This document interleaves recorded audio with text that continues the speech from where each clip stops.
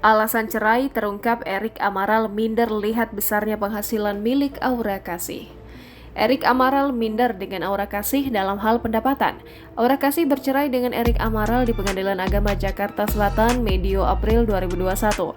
Sebelum perceraian terjadi, Erik Amaral diketahui minder melihat penghasilan Aura Kasih sebagai artis film dan penyanyi. Lantaran minder pada pendapatan Aura Kasih, Erik Amaral memutuskan meninggalkan ibu satu anak tersebut. Aura Kasih tidak pernah mempersoalkan status hingga pekerjaan Erik Amaral. Aura Kasih menduga Erik Amaral tidak percaya diri hingga memutuskan pergi dan meninggalkannya hingga perceraian itu terjadi.